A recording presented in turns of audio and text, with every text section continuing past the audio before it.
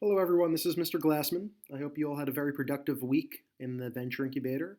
I see that most, if not all of you, have turned in your SWOT analysis and your unique selling proposition, and that's great.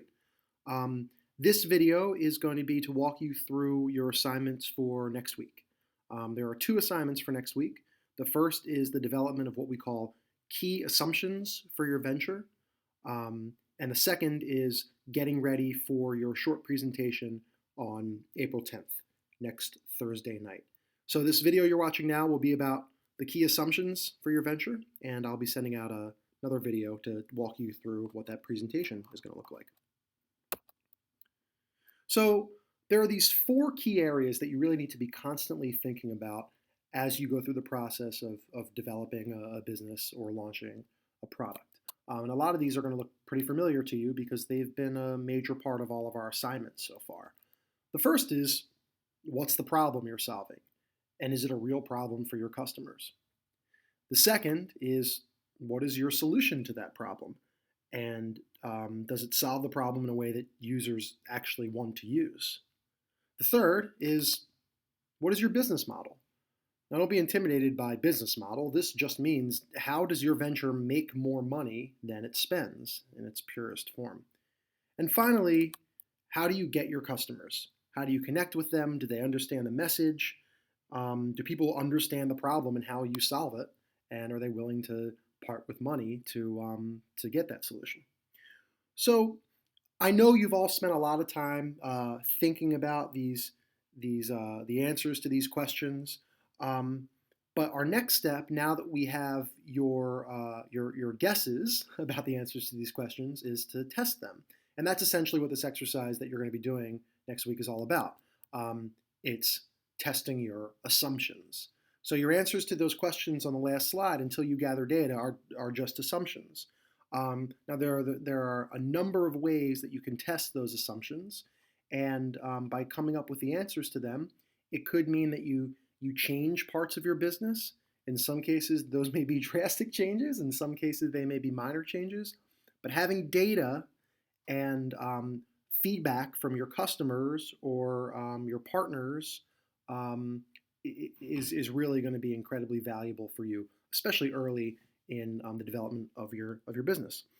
So this exercise we're going to be doing this week is borrowed from a very popular book called The Lean Startup by Eric Ries.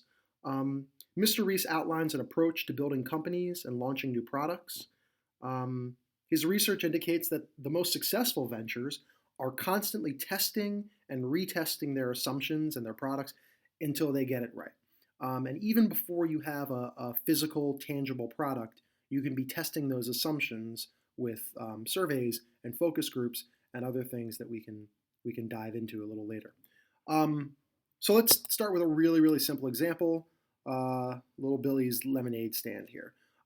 So even with something as simple as a lemonade stand, before you set up the stand and before you start mixing the lemonade, you have a bunch of assumptions, a bunch of guesses, right?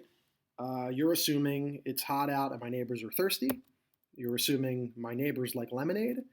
You're assuming I have a delicious lemonade recipe that I can make quickly. You're assuming I can make a glass of delicious lemonade for 5 cents. You're assuming I can sell a glass of delicious lemonade for 20 cents or 25 cents. And you're assuming I have a location to sell lemonade. So in Little Billy's case, these would be, a list of some, if not all, of his assumptions. It would be up to him before he starts spending money to test these as best as he can. He could go and ask his neighbors, go to door to door knock and say, do you like lemonade? And would you be willing to pay me 25 cents for lemonade if I set up a stand outside? He could go to the store and buy, the mixings for lemonade and do some quick math to figure out what it costs to mix a glass of lemonade.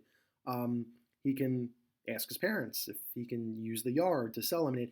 He can get the answers to all these questions pretty quickly and in a pretty simple way. But in its purest form, this is the process of testing your assumptions. Now, just like in the hard sciences, there's no one true way to do an experiment The experiments in physics are very different from the experiments in economics or the social sciences. The same is true in business. There are different ways to conduct experiments that can test the assumptions in your business plan.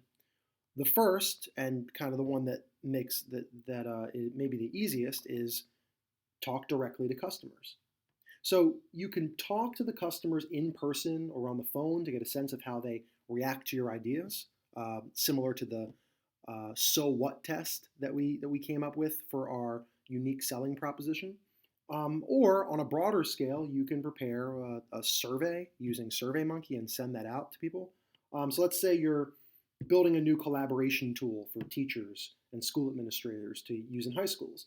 In that case, what you want to do before you started developing it would be to understand who the different stakeholders are. Who are the people that are going to make the purchase decision in the school? Who makes the decision to buy? Who approves the purchase? Who actually uses it? And once you identify those people, the best way to test your product would be to actually sit down with those decision makers at a variety of schools to confirm that they actually have the problem that you're trying to solve, and that they think that your idea and your approach makes sense for their needs. So the key here is that once we understand what assumption we're trying to test, we want to choose the method that allows us to test that assumption as quickly and as painlessly as possible. Another approach you can take is by talking to other companies in your industry. This is a great way of understanding trends and customer needs on a broader scale. One great example of this is Jason Bright, who's one of our upper school venture incubator students. Started off with an idea to make vitamin water for dogs. Mr. Golden, his mentor, got him into Pet 360, which is a pet brand company. And over the course of 2 hours, they talked about what are the trends, what are people looking for. And as a result of that meeting, as a result of him talking to other companies in his industry, he had enough data, enough feedback to change his idea a little bit and come up with a different idea that will be more popular and more successful. Another approach would be to build an early prototype and let people use it. The lemonade stand is another example of this. The grilled cheese cooling rack group of upper school girls is another great example. They built the grilled cheese cooling rack, and they put it in front of people and let them play with it and give feedback on it. For those of you who are building apps, a prototype could be a mock-up of how your app will work, what we call a user experience prototype, using tools like Photoshop, Illustrator, Just in Mind, which is a web app that I sent a number of you. And you can put that in front of your friends and family members and learn about what they like and what they don't like about your solution. And then another way, and there are countless numbers of ways to test your assumptions, but I like this one, especially to figure out industry and market trends, is to look at Google Trends. This is a free tool that you can find through Google, where you put a key term in the search bar, and Google automatically shows you the interest over time of people searching for that key term. So, for example, if you wanted to start a shoe company, like for cool, boat shoes or something, you could put boat shoes in Google Trends and see over the course of the last 10 years, the last 5 years, the last month, how many people are searching for boat shoes, and whether that trend is going up or going down, and that's a valuable piece of data. So those are just 4 ways of testing your assumptions. When you meet with your advisors and your mentors this week, you can talk about other ones. But the assignment for this week is pretty straightforward. We want you to come up with a list of your assumptions. We want you to rank them in order of importance. So figure out what are the assumptions that, if not true, could sink your business, and put those up top. Those are the ones you want to test first. And then finally, how are you going to test them? Which approach makes the most sense? Are you going to build an early prototype? Are you going to conduct a survey and get the results of that? Are you going to, maybe you'll do all 4 of those approaches we talked about. But as a first step, write in how you're going to test them. So with all that being said, that's the assignment, the assumptions assignment. As always, if you have questions, send me an email, eglassman@sch.org. And keep an eye out for the next video where I'll talk to you about the presentation for Thursday night. Thanks for your attention.